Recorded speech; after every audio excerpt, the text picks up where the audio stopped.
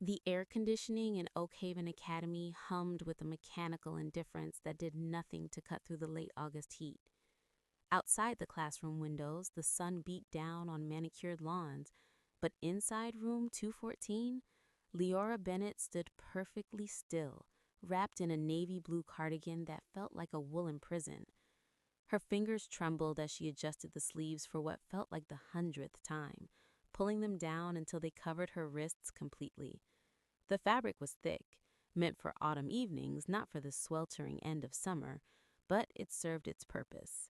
It hid the bruises that circled her arms like dark bracelets. It concealed the fingerprints that had blossomed into ugly purple and yellow stains beneath her skin. Parent-teacher conferences.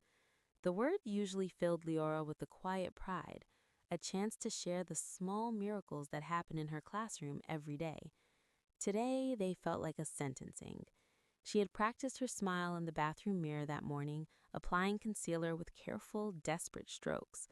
The makeup formed a second skin over the bruise along her jawline, but in this angled afternoon light, she worried it wasn't enough. She glanced at her watch. The Thornwood appointment was next. Her stomach clenched. She had been both anticipating and dreading this meeting for weeks. Samuel Thornwood was 8 years old, small for his age, with serious gray eyes that saw too much. In the 3 months since he'd been transferred to her class, he hadn't spoken a single word.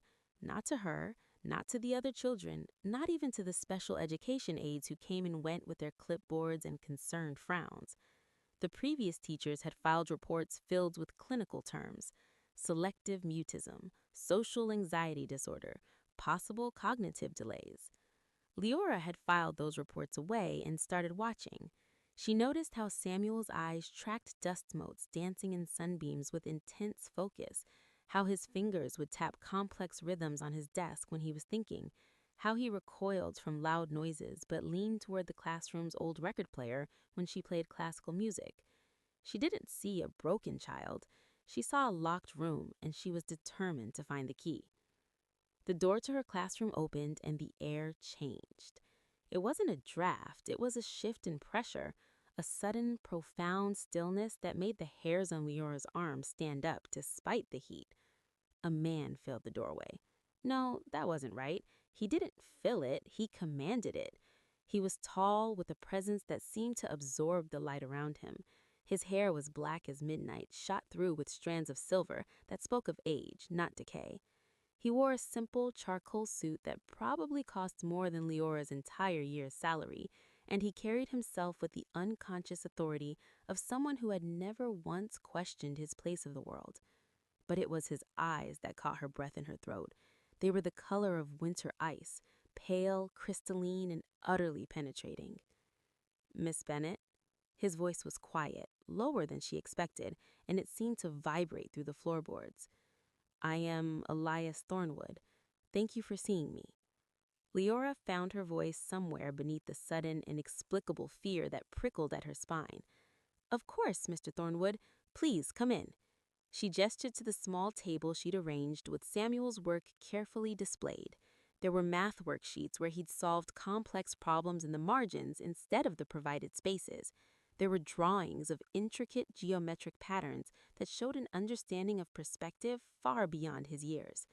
There was a story he dictated to her through pointing at picture cards, a tale about a silent knight who communicated through music. Elias Thornwood moved into the room with a predator's grace, silent and deliberate. But his attention went immediately to Samuel's work, not to her. He didn't sit. Instead, he stood at the table, picking up each piece with a reverence that surprised her. His large hands, pale and elegant, handled the crayon drawings as if they were ancient manuscripts.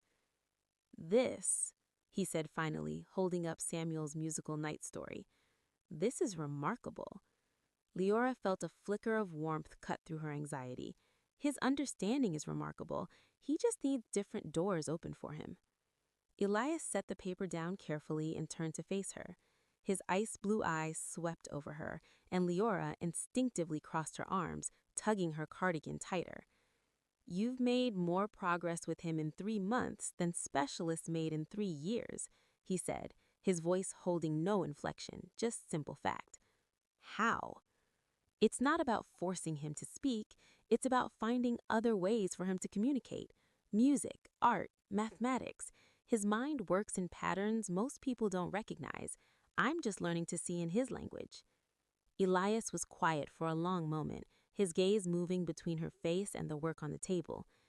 Every professional before you told me my son was deficient, that he would never function in normal society. They suggested specialized institutions. Anger, hot and sudden, tightened Leora's throat. They were wrong. Samuel isn't deficient, he's different. And different doesn't mean less. It just means the world hasn't learned to listen to him yet. As she spoke, she gestured with her hands and her cardigan sleeves slid back. Just an inch, just enough. Elias Thornwood's eyes dropped to her wrist. His expression didn't change, but something in the air shifted. The temperature seemed to drop several degrees. Leora quickly pulled her sleeve back down, her heart hammering between her ribs. "Miss Bennett," he said, his voice now softer, more deliberate. "How long have you been teaching at Oakhaven?" 3 years, she answered automatically, then corrected herself. "I mean, this is my 3rd year. I transferred from public school after budget cuts." "And before that?" "Substitute teaching, tutoring." She tried to keep her voice light. "I was fortunate to get this position." "Fortunate," he repeated, the word tasting strange in his mouth. His eyes didn't leave her face. "You teach my son that different doesn't mean less. Do you believe that applies to everyone?" The question was a needle, sharp and precise, finding the exact spot where all her defenses were thinnest. Leora's hands began to shake. She pressed them flat against the table to still them. "Mr. Thornwood, I appreciate your concern, but my personal life is currently endangering my son's education," he finished for her, not unkindly, but with absolute certainty. "If you are distracted, afraid, injured, you cannot be the teacher Samuel needs." Tears burned behind Leora's eyes. She willed them not to fall. "I'm fine, really." "Are you?" He took a step closer, not threatening, but his presence was overwhelming. "The foundation along your jawline doesn't quite match your skin tone in this light. You're wearing a winter cardigan in August. You flinched when I reached for that paper, and your wrist—" He didn't finish the sentence. He didn't need to. Leora's breath came in short, painful gasps. The careful facade she'd built over months was crumbling in seconds under this man's unnerving observation. "I make my business to know about the people who spend significant time with my son," he continued, his voice dropping to a near whisper. "Your financial records show an apartment in a building with multiple code violations, medical bills from an emergency room visit 6 months ago for a fall downstairs, and a partner, Damian Rhodes, with 3 arrests for assault, though no convictions." The world tilted. Leora's knees buckled and she caught herself on the edge of the table. He knew. He knew everything. "Why?" The word was a broken whisper. "Why would you investigate me?" "Because Samuel comes home every day with a little more light in his eyes," he said, and for the first time, genuine emotion colored his voice, a raw paternal pride. "He points to pictures you've helped him make. He hums melodies you've played. For the first time since his mother died, he's engaging with the world. You did that. And if something is threatening you, it's threatening him." He moved to the window, giving her space, his back to her. "When I leave here today, I'm going to make one phone call. By tomorrow morning, you will have a new apartment in a secure building, paid for 1 year in advance. You will have assistance moving your belongings safely, and Damian Rhodes will be strongly encouraged to find his future elsewhere." Leora stared at his back, her mind reeling. "I can't accept that. I don't even know you. It's too much." He turned to face her, his icy blue eyes holding hers. "It's practical. Samuel needs you at your best. You cannot be at your best while looking over your shoulder. This removes the obstacle." "It's charity." "It's an investment," he corrected, his icy gaze holding hers. "In my son's well-being, in the mental health of the person helping him heal. The cost to me is negligible. The benefit to you is survival. The mathematics are simple." The practicality of it, delivered in that calm, unemotional tone, was somehow more convincing than any passionate plea. This wasn't about pity, it was about cold, hard logic, about removing a problem. But what if he comes after me? What if he finds me? The old fear, the constant companion, whispered through her. Elias Thornwood's expression didn't change, but his eyes grew colder, if that were possible. He won't. I give you my word. Two simple sentences, yet they carried more weight than any promise Leora had ever heard. There was an absolute certainty in them, a finality that brooked no argument. She looked at Samuel's drawings spread across the table, the silent night, the geometric patterns, the math problems solved in margins. She thought of the boy's gray eyes, so like his father's, finally beginning to show curiosity. The phone call Elias Thornwood made that evening lasted exactly 2 minutes and 17 seconds. Leora didn't hear it.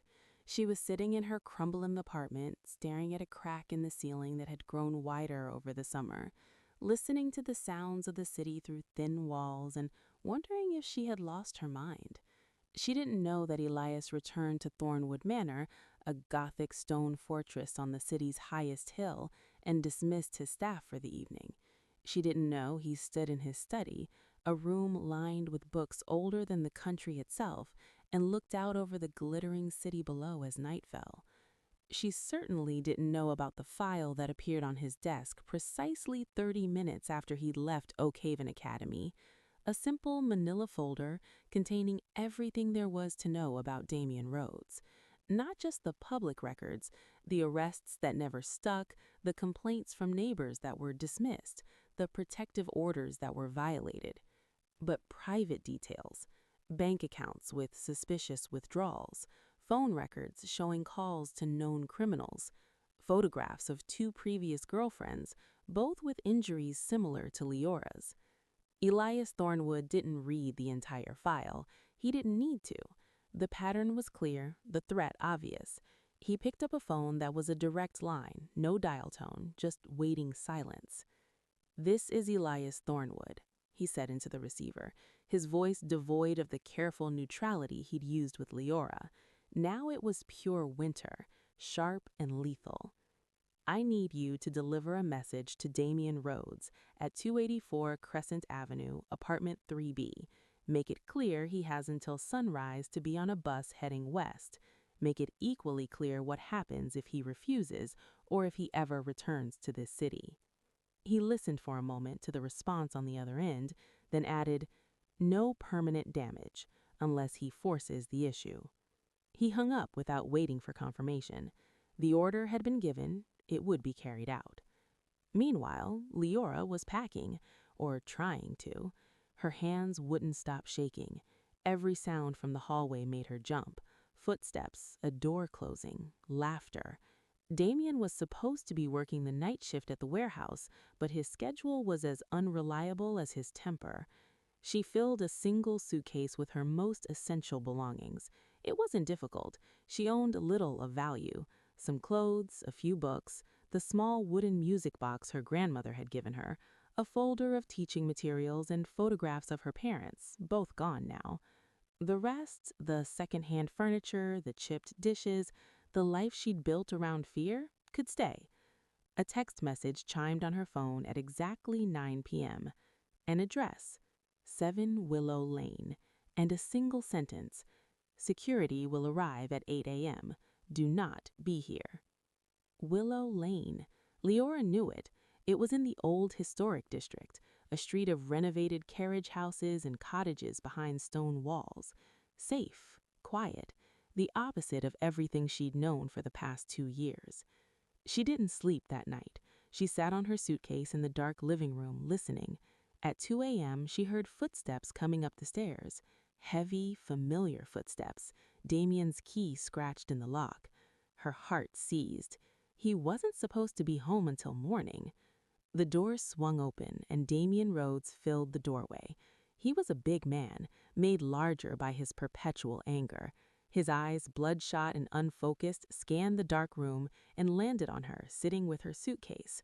"What's this?" he slurred, the smell of whiskey preceding him into the room. I'm I'm leaving, Damien.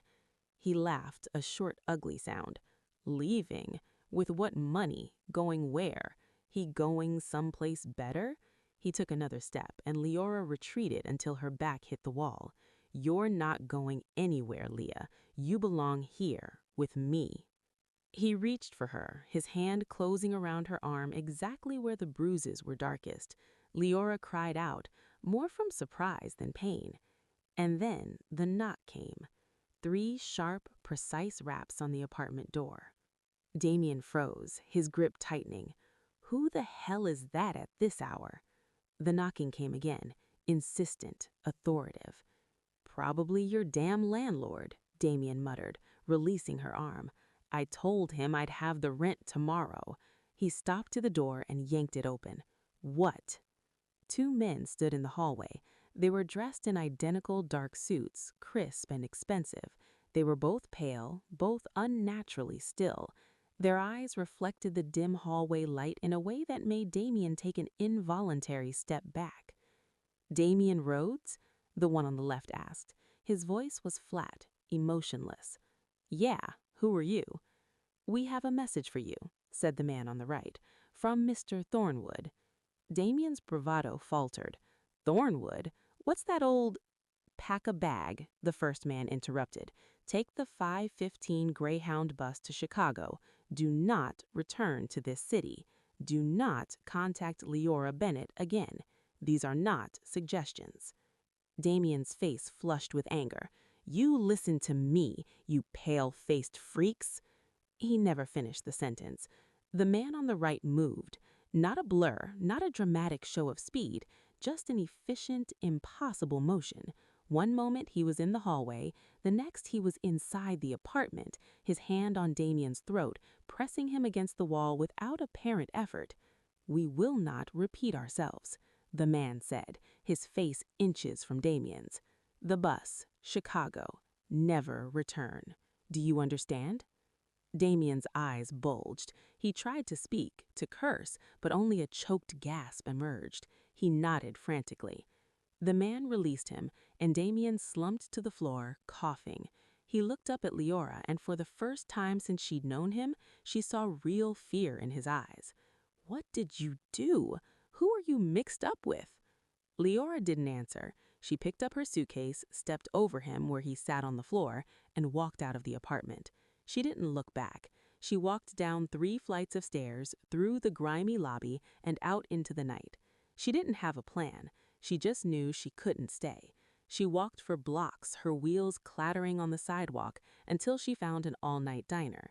She bought a cup of coffee with the last few dollars in her wallet and sat in a booth by the window, watching the night fade to gray. At 7 a.m., her phone chimed again. A car is waiting outside the diner. Leora looked up, her heart hammering. Through the window, she saw a sleek black sedan idling at the curb. The driver, another pale man in a dark suit, stood beside it, waiting. She took a deep breath, gathered her suitcase, and walked out of the diner into the cool morning air. The driver took her suitcase without a word, placed it in the trunk, and opened the rear door for her. The drive to Willow Lane was silent. The neighborhood was exactly as she remembered, quiet, tree-laned, impossibly peaceful. Number 7 was a small stone cottage with a green door and window boxes filled with late summer flowers. It looked like something from a storybook. The driver carried her suitcase to the door, handed her a key, and left without a word. Leora stood on the flagstone path, key in hand, staring at the cottage. This was it, the new beginning Elias Thornwood had promised with a single phone call. She unlocked the door and stepped inside the cottage. The cottage was simple but beautiful. Polished wood floors, whitewashed walls, comfortable-looking furniture, a small kitchen with new appliances, a bedroom with a large window overlooking a private garden. And on the kitchen table, a note, written in elegant, precise handwriting. The pantry and refrigerator are stocked. There is a security system. The code is 1022, Samuel's birthday. The alarm company has your information. You are safe here. Rest. We will see you Monday. E.T. Leora read the note 3 times. Then she walked through the cottage, touching surfaces as if to prove they were real. She opened the refrigerator. It was full of food, fresh fruit, vegetables, milk, eggs, not extravagant but wholesome, enough for weeks. In the bedroom, she found a dresser with empty drawers waiting for her clothes. In the bathroom, clean towels and basic toiletries.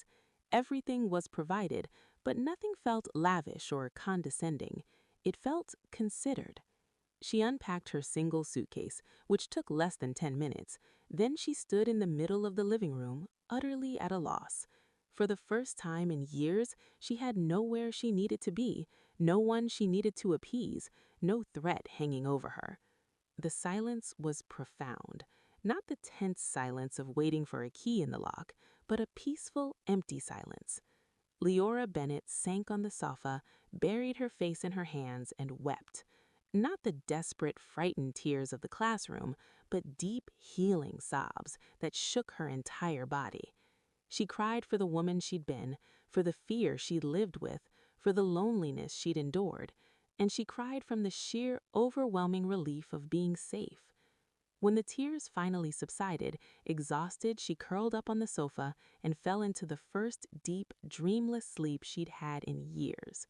While she slept, across the city, Damian Rhodes boarded a Greyhound bus to Chicago with one hastily packed bag and a bruise around his throat that wouldn't fade for weeks. He didn't look back as the city skyline disappeared behind him. And in Thornwood Manor, Elias Thornwood received a brief report that the situation had been handled, that Leora Bennett was settled in the cottage, and that Damian Rhodes was on the designated bus. He acknowledged the report with a nod. Monday morning dawned clear and cool, the first true hint of autumn in the air. Leora woke in the unfamiliar bed, disoriented for a moment before memory flooded back. The cottage, the safety, the profound, unsettling quiet. She dressed carefully in simple trousers and a light sweater, no cardigan needed, and made herself toasts with the bread from the stocked kitchen. At 7:30 a.m., a knock sounded on the cottage door. Not the aggressive pounding she was used to, but a polite, firm rap. She opened it to find the same driver from Friday, holding a small paper bag. "Mr. Thornwood asked that I provide transportation to the academy this week, Miss Bennett," he said, his voice a monotone, "until you're settled." He handed her the bag. Inside were 2 fresh pastries and a coffee from a shop she knew was expensive and across town. The gesture was so bizarrely considerate it made her throat tight. The ride to the academy was silent. Leora watched the city transform from historic districts to commercial zones, her mind racing. What would she say to Elias Thornwood? How could she possibly thank him? The debt felt immense, crushing. The academy looked different today. The imposing stone building, usually a symbol of a world she didn't belong in, now felt like a place of possibility. Her sanctuary had been granted by its most powerful patron. She walked through the familiar halls, her footsteps echoing, and arrived at her classroom door just as the first bell rang. And he was there, Elias Thornwood, leaning against the wall beside her classroom door, holding 2 takeaway toffee cups. He wore another impeccable suit, gray this time, and looked more like a corporate executive than a parent at an elementary school. "Miss Bennett," he said, straightening, "I trust you had a restful weekend."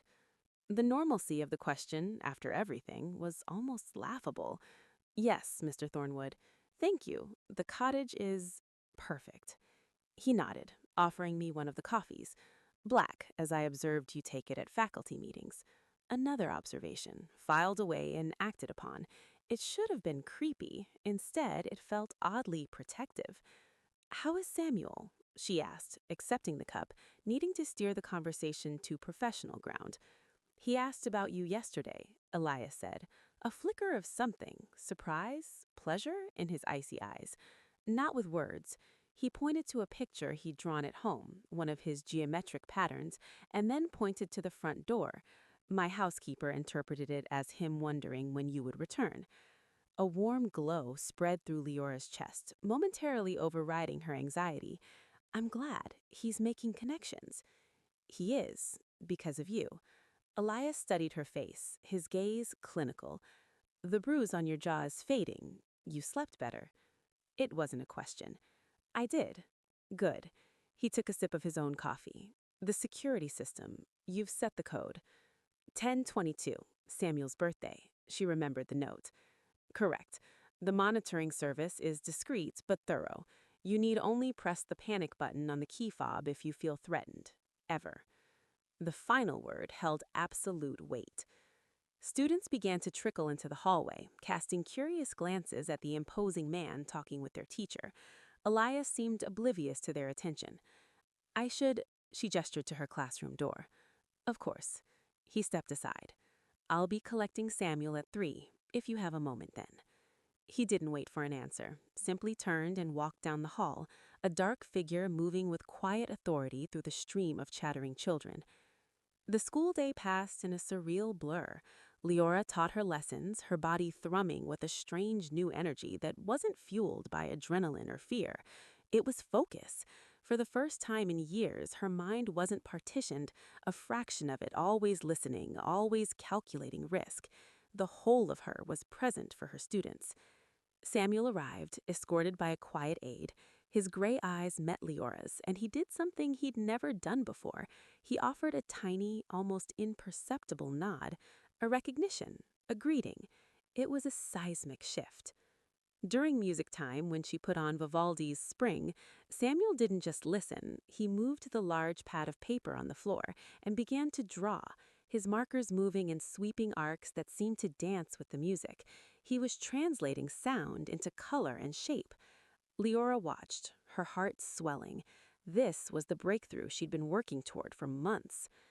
At 3 o'clock, as the last student left, Elias Thornwood appeared at the door again.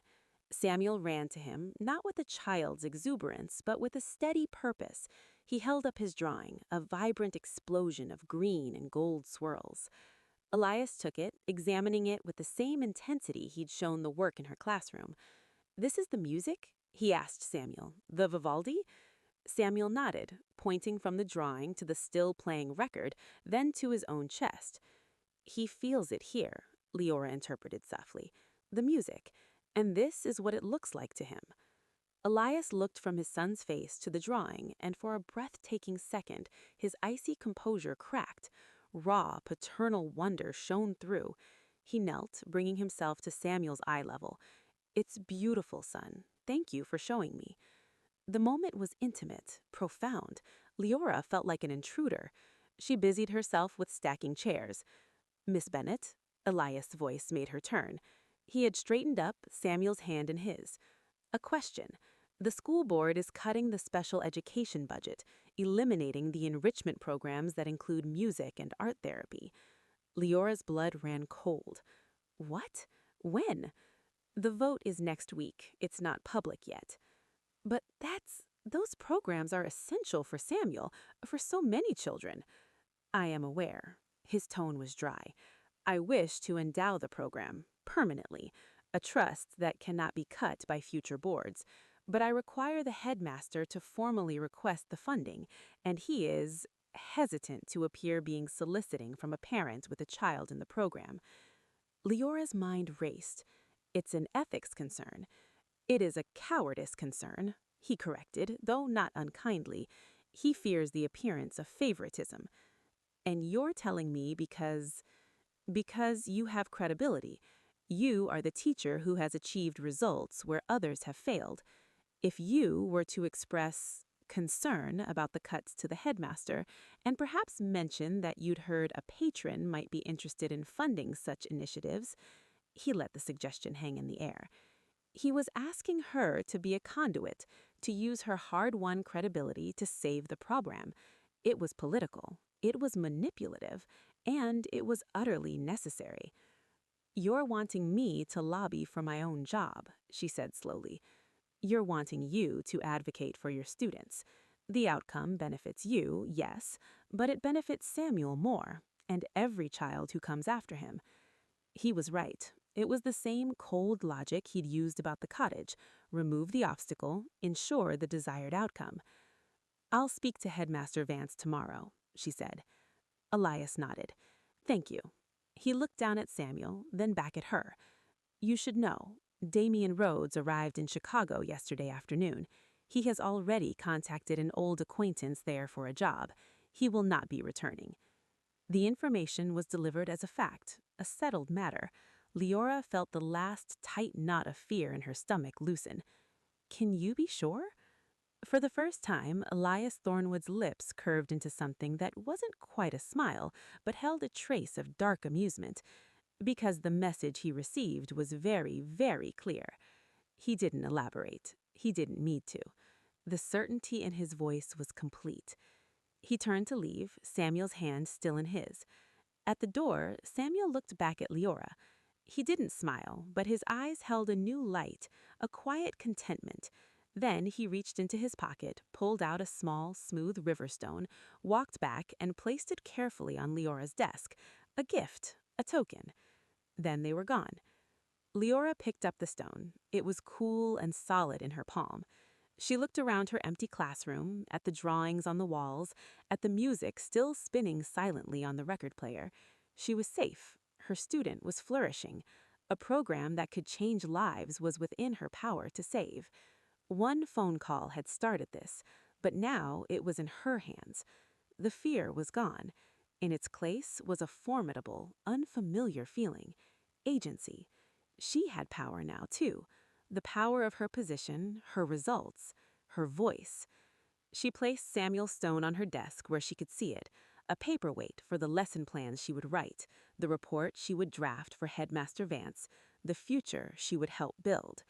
It was no longer just about survival. It was about building something. And for the first time, Leora Bennett felt equal to the task. Headmaster Vance's office smelled of lemon polish and old books. Leora sat in the stiff leather chair across from his massive oak desk, her hands folded in her lap to hide their trembling. She had worn her most professional dress, a simple charcoal gray sheath, and rehearsed her points all morning. "Miss Bennett, you said it was urgent," Vance said, peering over his half-moon glasses. He was a kind man, but perpetually worried, his brow permanently furrowed by budget sheets and board politics. "It's about the special education enrichment programs, Headmaster," Leora began, her voice steadier than she felt. "I've heard rumors about potential cuts." "I'm afraid it's more than a rumor. It's non-essential. In a budget crisis, music and art therapy are the first to go." "But they're not ancillary for our students." Leora leaned forward, passion cutting through her nerves. "For children like Samuel Thornwood, they're the primary conduit for learning, for communication. Cutting them isn't trimming fat, it's severing a lifeline." "I know that, Leora. You know I know that." Vance sounded tired. "But the numbers." What if the numbers weren't an issue? The question hung in the air. Vance's eyes sharpened. "What do you mean?" "I've heard from other parents that there might be interest in private funding, an endowment specifically for those programs, so they'd be insulated from budget reviews permanently." Vance studied her. "This patron, they have a child in the program. They have a vested interest in its success, yes, but an endowment structured correctly would benefit every child who needs those services, now and forever, not just one."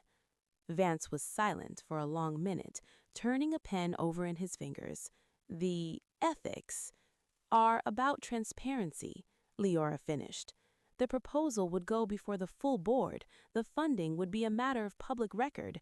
The conflict is perceived, not actual, if the gift serves the entire mission of the academy." She was parroting arguments Elias Thornwood had outlined in a brief, astonishingly detailed email she'd found in her inbox that morning. He'd anticipated every hesitation. Vance leaned back, a slow smile spreading across his face. It transformed him, shedding 10 years of worry. "You've given this some thought." "I've seen what these programs can do. I can't stand by and watch them disappear." "All right," he said decisively. "Draft the proposal. Outline the programs, their outcomes, their projected needs. Make the case. I'll present it to the board's development committee." He paused. "And Leora, however this came to your attention, thank you." As she left the office, a surge of victory, clean and bright, washed through her. She had done it. She had advocated and been heard. The next week was a whirlwind.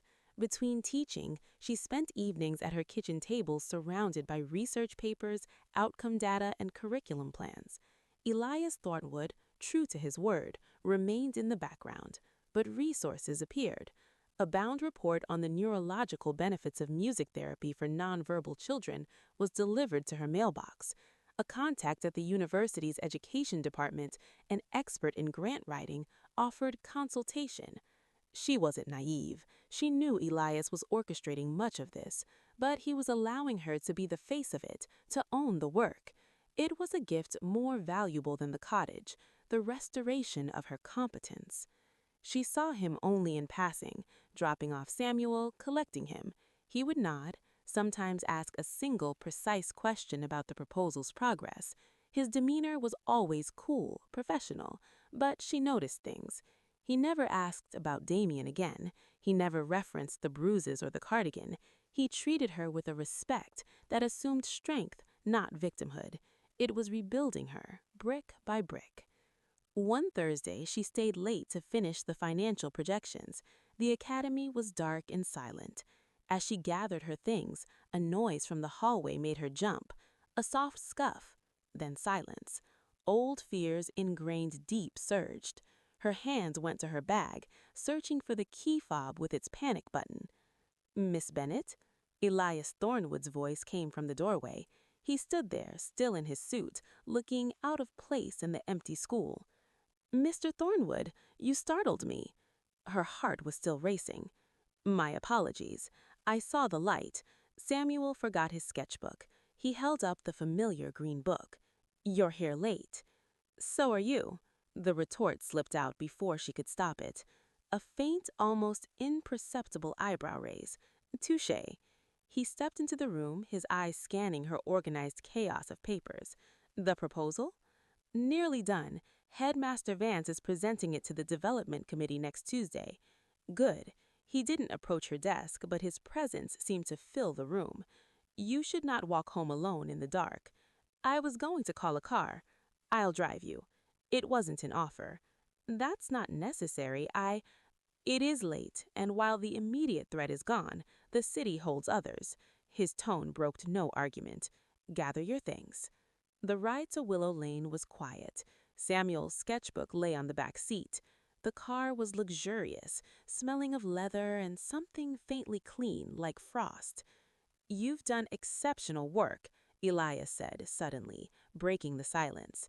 "The draft you sent Vance was thorough, compelling." "You read it?" "I asked to, as the prospective donor." He glanced at her. "It needed no improvement from me. Your voice, your conviction, that is what will persuade them, not the size of the check." Praise from him felt like winning a difficult award. "Thank you." He pulled up to her cottage but didn't turn off the engine. "The board meeting. They may push back, question the sustainability, the focus on non-traditional methods. You should be prepared to speak." "Me? I'm not on the board." "No, but Vance will invite you as the program expert. They will challenge you. Some will imply you're advocating for a pet project, or worse, currying favor with a wealthy parent." The old insecurity flared. "You think I can't handle that?" "I know you can," he said, turning to look at her directly. The interior car light cast shadows on his sharp features. "But you should be prepared. Their arguments will not be about education. They will be about money, tradition, fear of change. Your data is your shield. Your results are your sword. Wield them." He was coaching her, believing in her. "Why are you doing all this?" The question burst out of her. "The cottage, the security, now this, guidance? You could have just hired a private tutor for Samuel and been done with it." For a long moment he was silent, looking out at the dark cottage. "Because my son looked at me last week and used his picture cards to say teacher, good, happy." His voice was low, stripped of its usual ice. "He has not expressed happiness in 3 years, not since his mother died. You gave that back to him. This," he gestured vaguely between them, "at the cottage, at the city, is the simplest form of economy. You gave me something priceless. I am removing obstacles so you can continue to do so, and in the process, perhaps other children will find they're happy as well. It was the most he had ever said about his personal life. The raw grief in his words, the paternal love was staggering. It made him suddenly, profoundly human. I'm so sorry about your wife. He nodded once, a tight, controlled motion.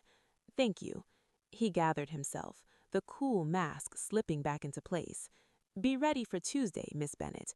They will come at you. Do not doubt yourself for a second. He drove away, leaving her standing on the path, holding her bag of papers, armed with data and a purpose, and feeling, for the first time, truly unbreakable. The Oak Haven Academy boardroom was a palace of mahogany and suppressed tension. Leora sat beside Headmaster Vance at the long table, facing 12 board members. Her stomach was a knot of nerves, but Samuel's Riverstone was in her pocket, a smooth, solid anchor. The proposal had been distributed. The numbers were bold, a full endowment covering 2 full-time therapists, instruments, materials, and program development in perpetuity. An astonishingly generous offer, said Mrs. Abernathy, the board chair, a woman with steel gray hair and sharper eyes. But it ties us to a specific pedagogical approach. What happens if research shifts, if new methods surpass music and drawing? She said the words as if they were slightly distasteful. Leora took a breath. With respect, Mrs. Abernathy, the research is decades strong. We're not funding a fad. We're funding access. For children with auditory processing disorders, music isn't an art class. It's a neurological pathway that spoken language can't travel. For children with dysgraphia or motor planning issues, drawing isn't recreation. It's a primary means of expressing complex thought. This isn't about art. It's about essential communication. A man at the far end, Mr. Greeley, leaned forward. And the donor, this anonymous benefactor? Forgive me, but it's rather convenient that this proposal emerges just as we're cutting the very programs it saves. It smells of a parent buying influence. Headmaster Vance shifted, but Leora spoke first, her voice clear. The donor is investing in proven methodology that benefits all qualifying students, as outlined by our own special education criteria. The proposal includes a clause that students are placed based on need, as evaluated by our staff, not donor preference. The influence being bought, Mr. Greeley, is the influence to help children who are falling through the cracks. If that's a sin, I plead guilty.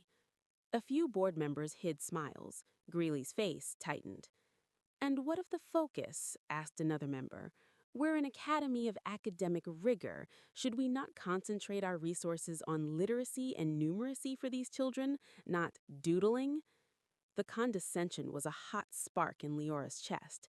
She stood up, not because she planned to, but because she couldn't stay seated. With permission, I'd like to show you what doodling looks like. She walked to a display board Vance had set up. She pointed to Samuel's drawing, the geometric one inspired by Vivaldi. This was created by an 8-year-old who hasn't spoken in 3 years. He produced this while listening to a concerto. When asked, he mapped the musical motifs to these shapes and colors. He's demonstrating an understanding of pattern, sequence, and emotional resonance that his standardized tests completely fail to capture. She moved to another image, a series of equations. This same child solved these advanced spatial math problems in the margins of a worksheet. He cannot tell you how he did it, but he can show you. She tapped a final image, a storyboard of picture cards. And this is how he told me a story about a knight who speaks through his shield. He's not silent. He's communicating in a way others have to learn to hear. That is not a deficit. That is a different language. And our job as an institution of learning is to become multilingual, not to demand everyone shout in ours. She turned back to the table. The room was utterly silent. These programs, she said, her voice dropping but filling the space, are the translation tools. They are the bridge between a brilliant mind and a world that doesn't understand its grammar. Cutting them isn't a budgetary decision, it's a decision to abandon translators on the shore and tell the passengers to swim. She sat down. Her hands were shaking, but she clasped them together on the table. Mrs. Abernathy studied her for a long moment, then looked down at the proposal. The motion to accept the endowment and establish the permanent bridge program is on the floor. Do I have a second? The vote was unanimous. Afterward, in the hallway, Headmaster Vance squeezed her shoulder. Magnificent, Leora, simply magnificent. She felt lightheaded with relief. As she gathered her things, she felt a presence behind her. Adequately prepared after all, I see. She turned. Elias Thornwood stood there, having apparently observed from the back of the room. He wore an expression she'd never seen before, something akin to pride, but fiercer. You were here? To observe the proceedings, not to interfere. He stepped closer. You were formidable.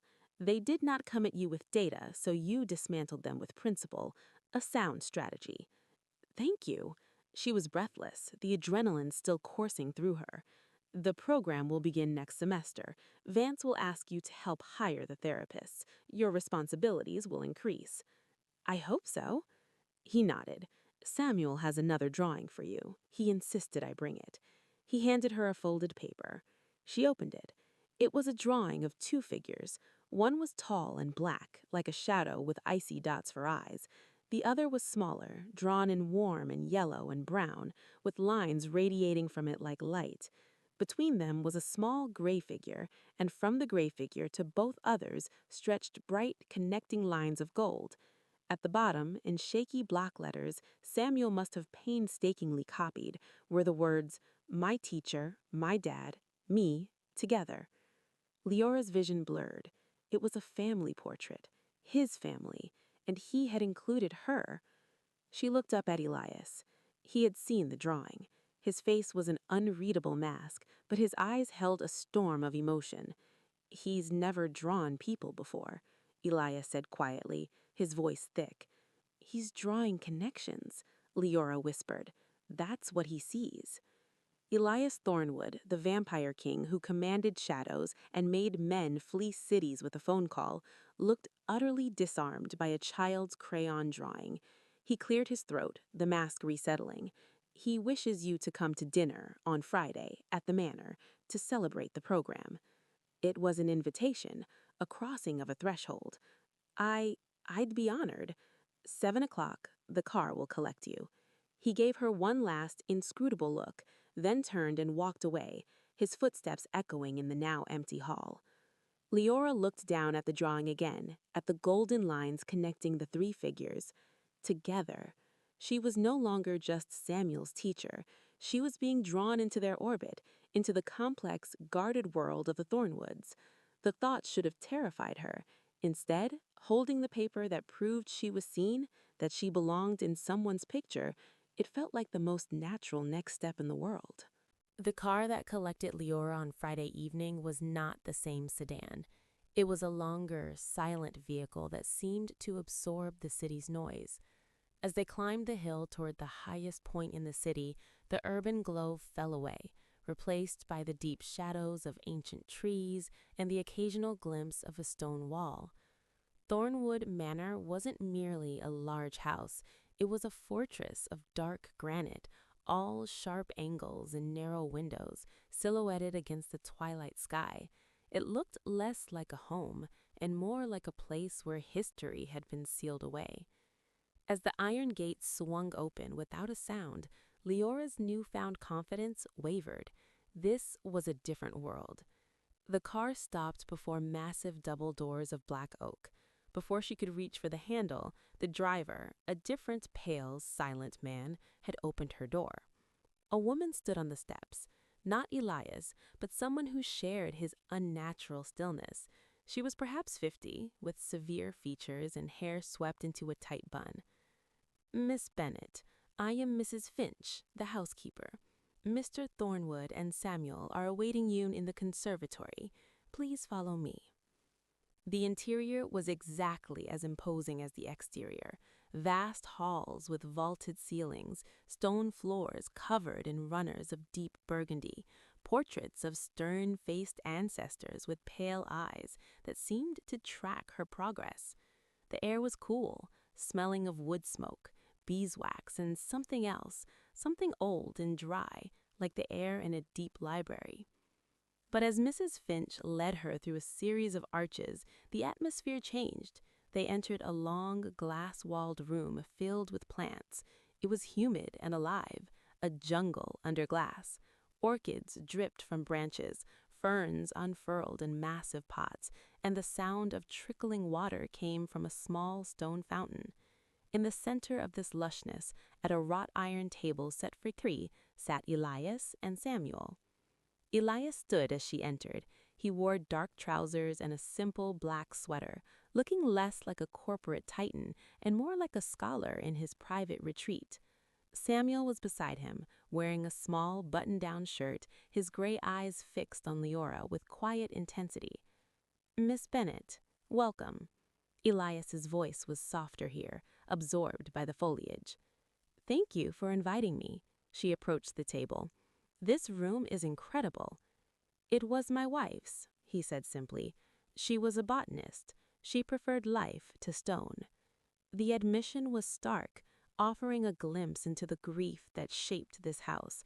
This room was a living memorial. Samuel pushed his chair back, walked over to Leora, and without preamble, took her hand. He led her not to the table, but to a specific plant, a tall shrub with velvety, deep purple leaves. He pointed to it, then to his own chest. "He helped me repot it today," Elias translated from behind them. "It's his now." Leora looked at the plant, then at Samuel's earnest face. "It's beautiful, Samuel. You take very good care of it." He gave a single, satisfied nod and led her back to the table.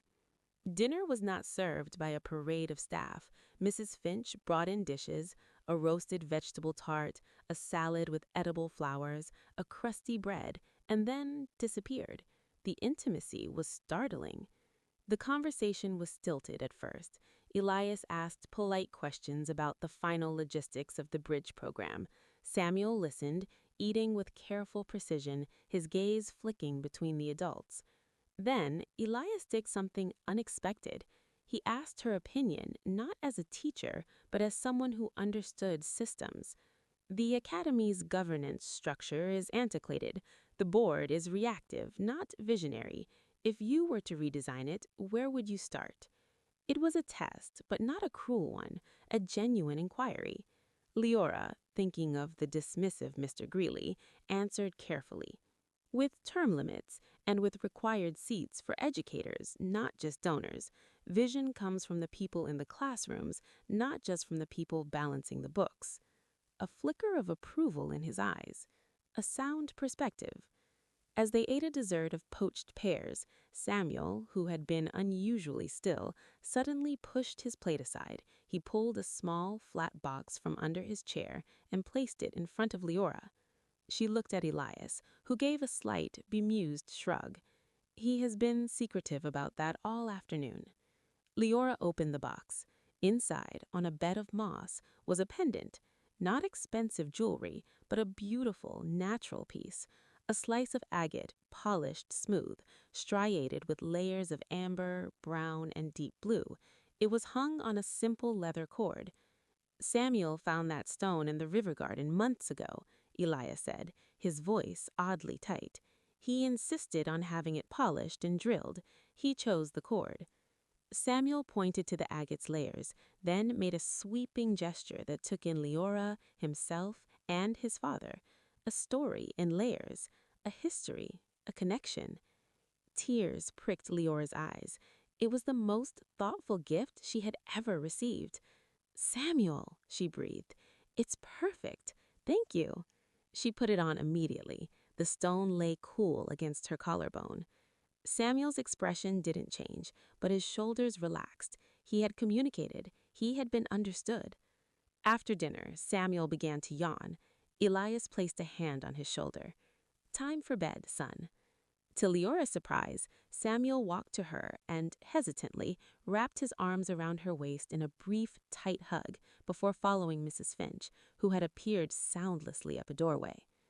The silence in the conservatory deepened, now filled with the sounds of the night-blooming flowers opening. Elias gestured to a pair of cushioned chairs overlooking the darkened city below. "Would you care for tea?" They sat. The view was breathtaking, the city laid out like a constellation of earthbound stars. "He has never done that before," Elias said after the tea was poured by an unseen hand. "The hug? The gift? The planning? The inclusion?" He stared into his cup. "You have unlocked a door in him I feared was sealed forever. He just needed the right key. The music, the art, they're his language. And you learned to speak it." Elias looked at her, his pale eyes catching the dim light. "You continue to exceed expectations, Miss Bennet." "Leora," she said softly, "I think, after all this, you can call me Leora." He was silent for a moment. "Very well, Leora." Her name in his low voice felt significant. "Then you must call me Elias." They sat in comfortable quiet for a few minutes. Then Leora asked the question that had been hovering since she saw the portrait gallery. "This house, your family, they've been here a long time." "Centuries," he acknowledged, no hesitation, no evasion. "We are private. We value continuity, solitude. And yet you've brought me here, into your solitude. You are not a disruption. You are an integration. Samuel has drawn you into our constellation. His perception is rarely wrong." He paused, choosing his words with care. "Our world, Leora, is one of shadows and long memory. It can be cold. You bring a warmth into my son's life that I cannot replicate. For that, the doors of this house are open to you always." It was more than an invitation. It was a declaration of trust from a man who clearly trusted almost no one. "I saw no portraits of you," she ventured. A faint, grim smile touched his lips. "The light in this house was not always kind to painters. My likeness does not translate well to canvas." It was a strange thing to say, an evasion that felt like truth. The pieces were there, the unnatural stillness, the pale staff, the nighttime schedule, the chilling certainty when he promised Damien would not return. She didn't need to ask the question outright. The answer was in the cool air of the room, in the timelessness of the stone around them, in the winter that lived permanently in his eyes. He was letting her see, not demanding she acknowledge it, but allowing her to understand the nature of the world she was stepping into. "The shadows don't frighten me," she said, meeting his gaze. "Not anymore. Not the real ones. It's the shadows people create in broad daylight that are dangerous." He held her look, and something passed between them, an understanding, a recognition. Indeed. When the car returned her to Willow Lane later, the cottage felt different. Smaller, but not in a bad way. It was her outpost, her sanctuary, but it was no longer her entire world. Her world had just expanded to include a stone manor on a hill, a silent boy who spoke in color and music, and a man whose power was as ancient and quiet as the night itself. She touched the agate pendant at her throat, its layers a map of a newfound place. She was no longer just a teacher or a survivor. She was becoming part of a story. Integration, as Elias called it, was not a gentle process. It was a swift, silent immersion. Leora's life bifurcated.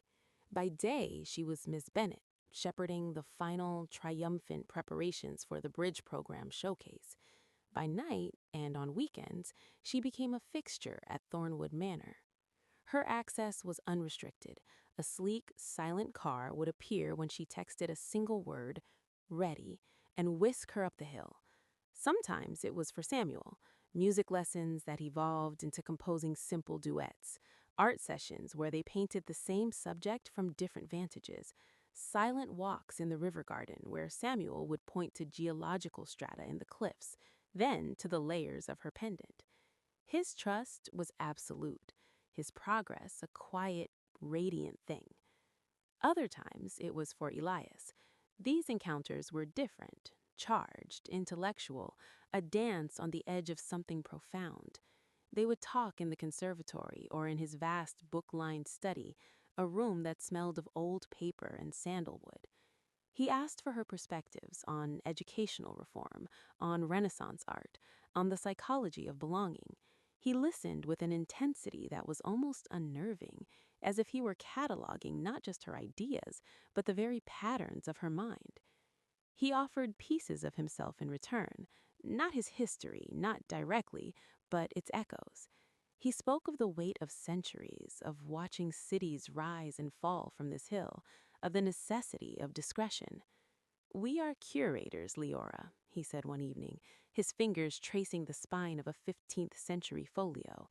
"Not just of art or wealth, but of silence. In a world that screams, silence becomes the most valuable currency." One rainy Tuesday, he led her somewhere new, the Manor's private library. It was not one room, but a labyrinthian suite on the West Wing's second floor, with shelves reaching 3 stories high, connected by slender wrought iron galleries.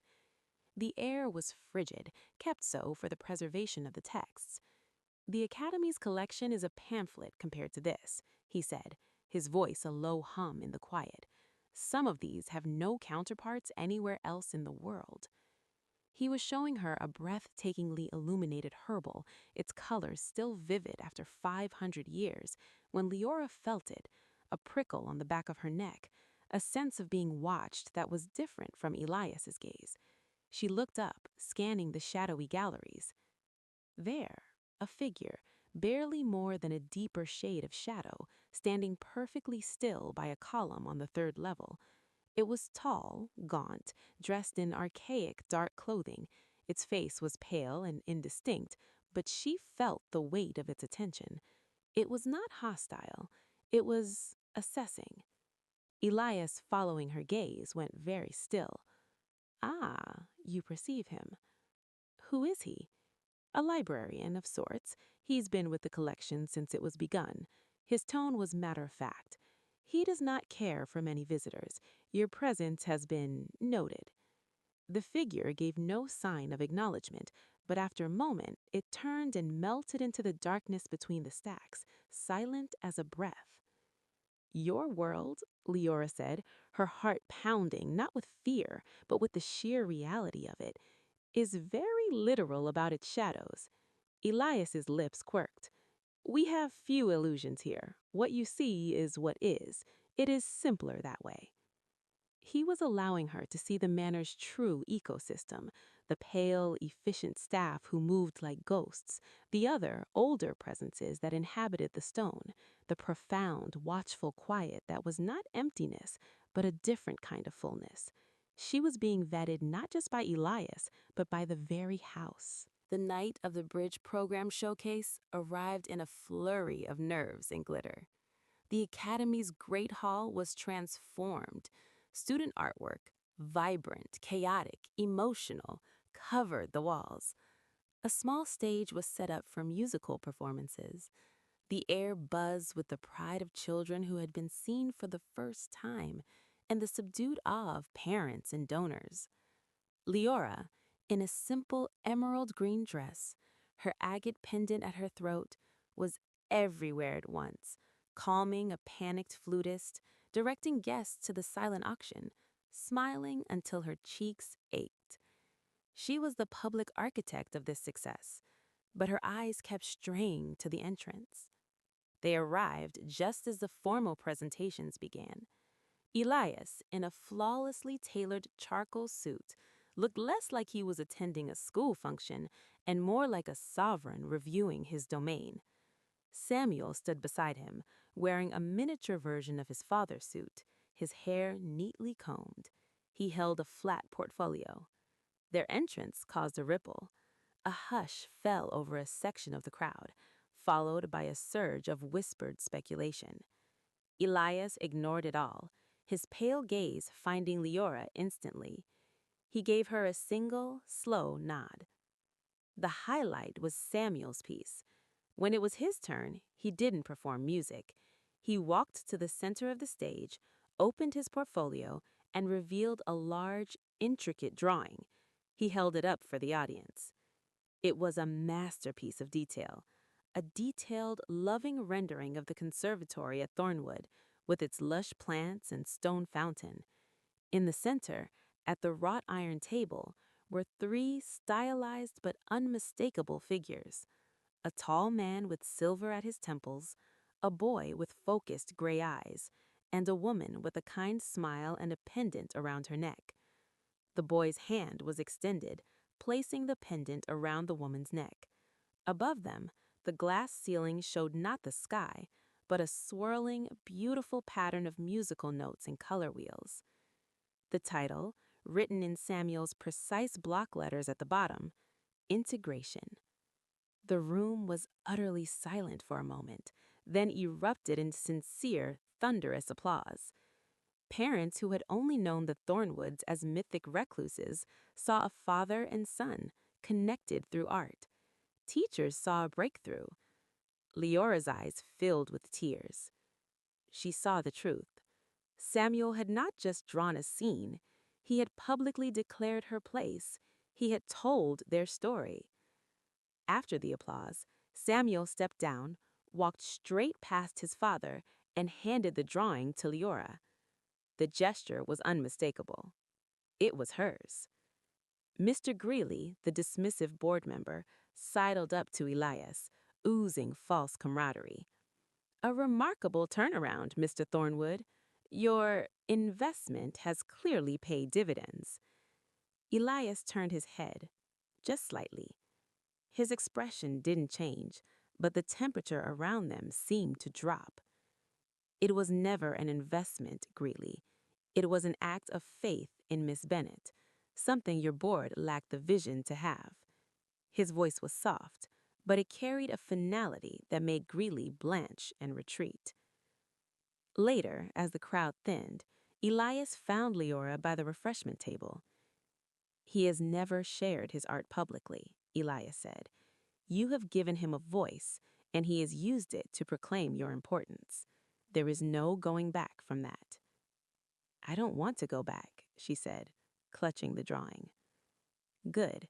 He reached out, a movement so slow it was almost tentative, and gently adjusted the leather cord of her pendant, his cool fingers brushing her neck for a fleeting instant. "Because the world you have entered does not permit retreat, only forward motion." Willow Lane saw little of Leora in the weeks that followed. Her cottage became a way station between her two lives.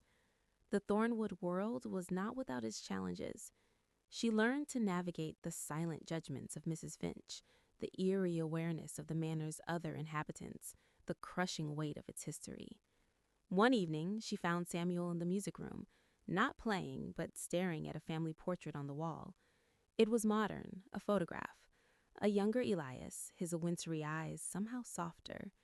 A woman with a warm, intelligent smile and chestnut hair. His wife, Ilara, and a baby Samuel cradled in her arms. The grief in the room was palpable. Elias found her there, watching Samuel.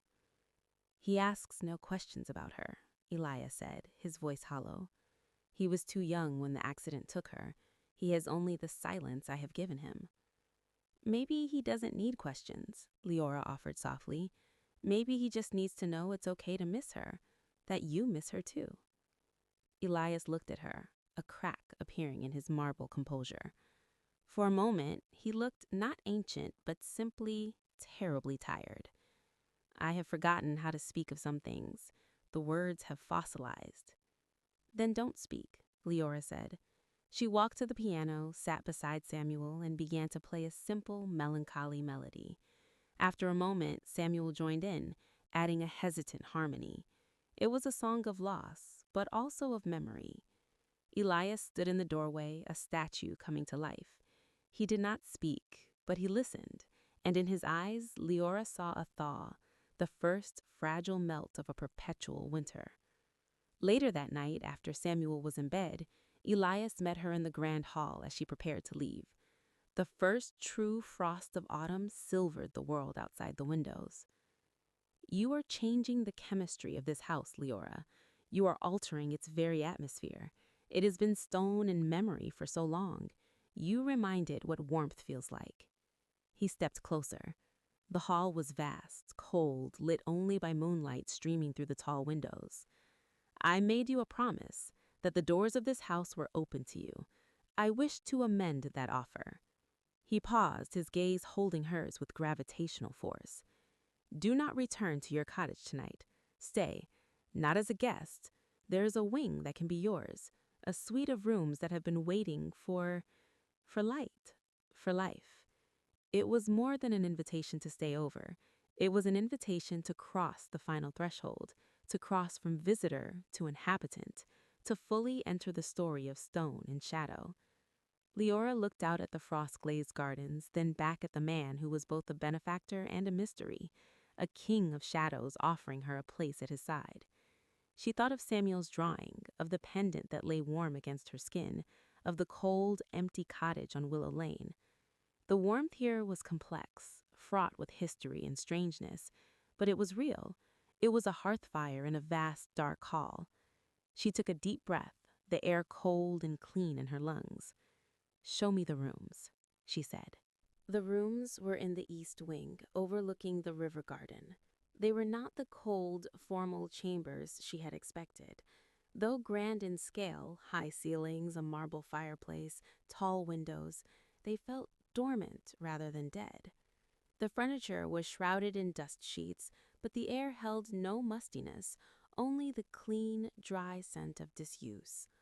Elias stood in the center of the sitting room, a stark figure in the moonlight. These were Alara's studio and study, he said, his voice a low vibration in the quiet. After she was gone, I could not bear to enter, but I could not bear to let them go. They have been waiting. He pulled a dust sheet from a large object by the window. It was an easel, a dried palette still resting on its arm, flecked with paint turned to dust. She painted here. She studied her botanical specimens at that desk. She was the opposite of stone. He looked at Leora, the moonlight etching the planes of his face in silver and shadow. I believe she would have approved of their use, of you. The weight of the offer settled fully upon Leora. This was not just a spare room.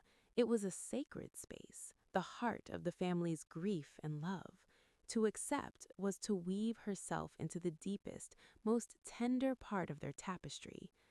I would be honored, she said, the words feeling both immense and utterly right. Elias nodded, a profound relief softening the tension in his shoulders. Mrs. Finch will see to the preparations in the morning. For tonight, he gestured to a connecting door. The bedroom is ready. It has always been maintained. He left her then, with a quiet, sleep well, Leora, his footsteps echoing away into the manor's vast silence. The bedroom was indeed ready. A fire crackled in the grate, chasing the autumn chill. The bed was a vast four-poster, draped in dark velvet. It felt less like a guest room and more like a sanctuary. As she changed into the soft silk pajamas she found laid out, another of Mrs. Finch's unsettlingly prescient acts, her fingers brushed the agate pendant. It felt warm, as if holding the memory of the day's sun. Sleep came quickly, a deep and dreamless plunge. She awoke not to sunlight, but to a soft pre-dawn grayness and the feeling of a small, cool hand on her cheek. Samuel stood beside the bed, dressed in his pajamas, his gray eyes wide and serious. He held a single, perfect white rose, its petals beaded with dew. He offered it to her. "For me?" she whispered, sitting up. He nodded, then pointed to the window. He wanted her to see something. She took the rose, its fragrance delicate and sweet, and followed him. He led her not downstairs, but through a series of quiet corridors she didn't recognize, to a small, plain door tucked under a staircase. He produced an old iron key, unlocked it, and gestured for her to go through. Beyond was a hidden terrace, a slice of flat roof nestles between gables. The view was breathtaking. The entire city was spread below, sleeping under a blanket of mist, while the first blush of dawn painted the eastern sky in streaks of rose and gold. Here they were between the world of stone and the world of light. Samuel pointed to the rising sun, then to Leora, then made a sweeping gesture that took in the whole of Thornwood Manor behind them. His meaning was clear. You are the dawn here. Tears welled in her eyes. She knelt, putting herself at his level. Thank you, Samuel, for the rose, for showing me this, for letting me in. He did not smile, but his whole being seemed to radiate a quiet joy. He leaned forward and rested his forehead against hers for a brief, sacred moment, a gesture of pure, unspoken kinship. The sound of the terrace door opening made them both turn. Elias stood there, wrapped in a dark robe, his hair tousled. He didn't look startled, but deeply moved. He has never brought anyone here, he said, his voice thick with emotion. This was his mother's secret place. He must have remembered the key. Samuel walked to his father and took his hand, then reached out for Leora's. Standing between them, he looked out at the dawning world, a silent bridge connecting the two most important people in his life. Elias looked over Samuel's head at Leora, the dawn light catching in his pale eyes, not with winter's chill, but with the fragile, hopeful gold of a new day. The last of the shadows seemed to retreat from his face, not banished, but finally balanced by the light she and Samuel had brought. Welcome home, Leora, he said, the words simple, final, and utterly complete. Leora looked from the ancient sleeping city to the formidable awakening house, to the two figures beside her, the man of stone and memory, the boy of music and color. She held Samuel's small hand and met Elias's steady gaze. She was no longer a survivor, a teacher, or a guest. She was the warmth in the hearth, the melody in the silence, the dawn breaking over the fortress of shadows. She had found her place in the story, not on the periphery, but at its very heart.